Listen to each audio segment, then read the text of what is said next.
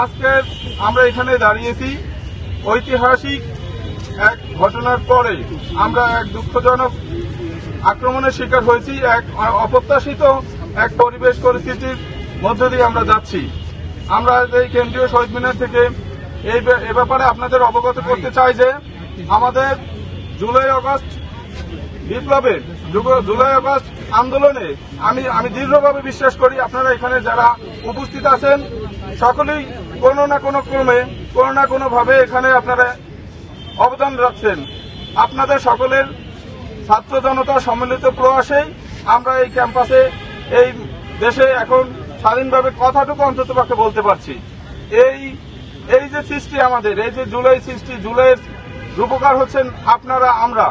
এই জুলাইয়ের একজন যোদ্ধা, জুলাইয়ের একজন রূপকার আমাদের শরীফ ওসমান হাদী ভাই। উনি ইনকিলাব মঞ্চের মুখপাত্র হিসেবে ভারত বিরোধী, ভারতের শত্রুতা বিরোধী, আগ্রাসন বিরোধী কথাবার্তা উনি উচ্চস্বরে কথাবার্তা উনি ব্যতিক্রমী ভাবে বলার কারণে ওনাকে টার্গেট করে হত্যা চেষ্টা করা হয়েছে। আপনারা জানেন ওনার শারীরিক অবস্থা খুবই ক্রিটিক্যাল। ওনার জন্য আমরা দোয়া করি এবং আমরা এই বর্তমান ইউনূস সরকার, প্রফেসর ইউনূস সরকার যে আমাদের নিরাপত্তা দিতে ব্যর্থ, এ ব্যাপারে আমি আপনাদের মাধ্যমে দেশবাসীকে জানাতে চাই যে আমরা যারা জুলাই যোদ্ধা, আমরা আমাদের জীবনহানির সংখ্যায় আছি, আমরা আমাদের নিরাপত্তা নিয়ে উদ্বিগ্ন। এই গভর্নমেন্ট, এই এনজিও মার্কা সরকার দিয়ে আমরা দেশে আইন শৃঙ্খলা রক্ষা করতে ব্যর্থ। এই সরকার সংস্কার করে তাদের কোরআনের ভাই ব্রাদার দিয়ে এখানে একটা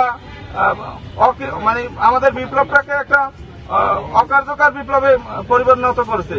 সেই বিপ্লব থেকে গণ উদ্বোধন থেকে এখন এদেশের আওয়ামী লীগের যে সব লীগের যেগুলো আছে, আওয়ামী লীগের যে কালচারাল ফ্যাসিস্ট আছে, তারা এখন আমাদেরকে নিয়ে মক করে।